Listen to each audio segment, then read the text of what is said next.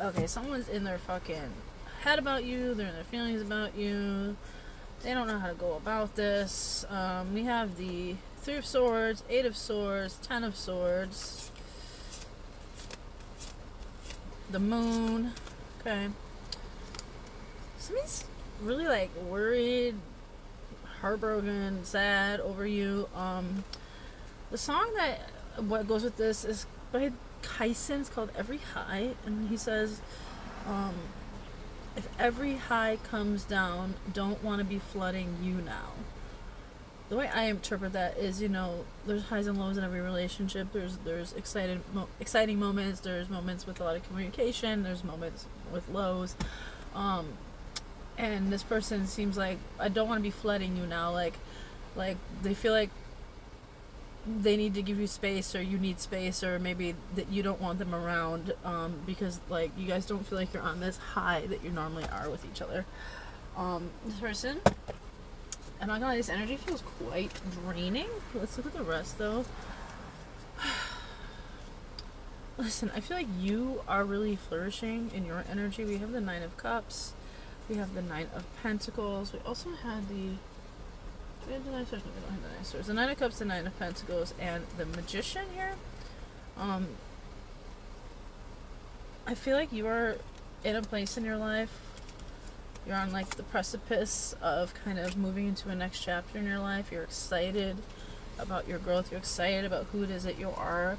I feel like whoever this person is, there's like a lot of deep emotion here, but I feel like this person can be a little draining.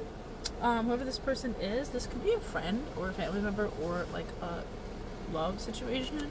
I feel like whoever this energy is coming through, they're quite draining. I feel like their energy, emotional labor, like every time you talk to this person or deal with this person or think about this person, it's emotionally draining. It's emotional labor, and like emotional labor is not free. It comes at a cost to you. This person can be very intense. I have the Four of Cups. I feel like they're very intense, and sometimes they'll put all of their energy onto you. Again, this could be a best friend. This could be a brother, a sister, a mom, a coworker, your situationship, your husband, your wife, right? There's somebody who puts all of their emotional eggs into your basket, and it feels like it's if you allow it to, it can become very draining. I think that you are in such a beautiful space right now, right? And it's important that you don't allow whoever this is to have their energy kind of really suffocate you, okay? This feels like, I don't want to say toxic. I hate using that word so loosely, but it feels like they can be a bit toxic. This person can be a bit addicted to misery. Some people are addicted to their problems. Some people don't want solutions to their problems. Some people don't want necessarily support. They just want like everyone to know that they're struggling. This person is really intense, okay? And they're quite like, they're a little bit possessive over you as well, or they feel like you are like it's your responsibility to hold on to their issues. Again, this could be a love reading, but this doesn't have to be a love reading. Yeah, listen, it's like, I'm not gonna take all of these, but the Two of Cups and Ace of Cups came out reversed. Whoever this is someone that you deeply care about, okay? This is someone that you probably were really close to in the past. It's probably someone you poured unconditionally into in the past.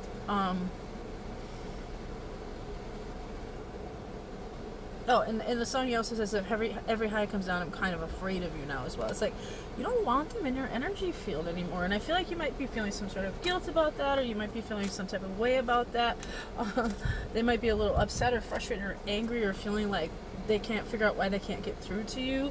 And yeah, right? This person's feeling a little like, this is a depressing person. This is a person who deals with a lot of emotional distress. And I'm not saying there's anything wrong with that necessarily. I mean, that's their burdens to bear. That's not your burden to bear. This seems like someone who's just always looking at the negative. They don't ever see this positive, right? They're always looking at the negative. They're always looking at what's spilled in front of them instead of what's holding up the unconditional love. And I always find the Five of Cups very interesting. It's a point that I kind of just discovered just by looking at the imagery one day, is that sometimes people will focus on what's empty and disregard what's behind them. But this is like the Two of Cups, right? Two of Cups to see the heart. The Two of Cups represents union and love, and it feels like this person, when you were giving all of this, they were looking at other things, right? They were looking at things. It seems like somebody who kind of likes to chase emptiness. They like to chase things that aren't available to them. It's like they like being disappointed. This person thrives in disappointment. They thrive in misery, and it's like they want other people to be miserable too. And I don't feel like it's like a intentional thing, maybe a little bit, but it feels like, oh, this was upside down. It feels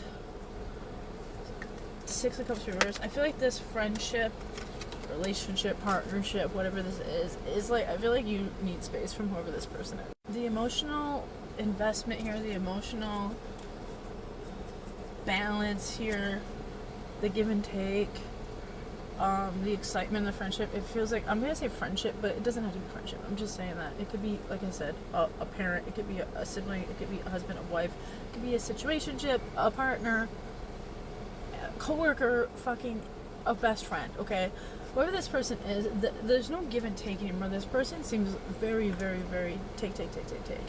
And we have the Tower here. It's like you've been sick of this for a while. This has been slowly building and accruing in your mind, and I think that they're hindering you, okay? Whoever this is, they're hindering your growth. They're hindering you, or at least, like, if you continue to perform this free emotional labor constantly. This is someone who's probably constantly needs advice, attention, or they always have a negative attitude, right? And I feel like you're someone who's worked so hard to get out of that space. With the Magician here and all these beautiful cards that you have, the Nine of Pentacles, the Nine of Cups, right? You have manifestations coming left, right? And this person is just, they're in the way, creatures. They're in the way. I don't know who this is, but it's such a drain. This energy is making me feel so drained. It's making me feel so, like, pulled on. It's like, there's one song, Weezer, if you want to destroy my sweater, watch me unravel as I walk away, It's like, I picture you wearing this sweater, and the sweater is your, like, emotional availability, or it's like what you have to offer others. And I feel like this person is constantly pulling the threads, and it's like, at some point, you're not gonna have anything left to keep yourself warm, right? You're not gonna have it. They're gonna ruin your cute sweater, bitch. And we're not gonna let that happen, are we? I don't care who they are. I don't care who they are to you. Wait, this is the Magician. If this is the Magician, sometimes decks have extra cards, but it does look like the Magician. You can't tell me that does not look like the Magician card. Kind of looks like a demonic version. Who is this? Let's find the book. There is no book. It's just the Hierophant. Yeah. This is. I think this person has served a major purpose in their life. They've taught you a lot of lessons. This connection has really... This is someone who you probably saw as a mirror at some point, and they probably taught you a lot about yourself. But I feel like the teaching portion of the seminar is over. I think that this person...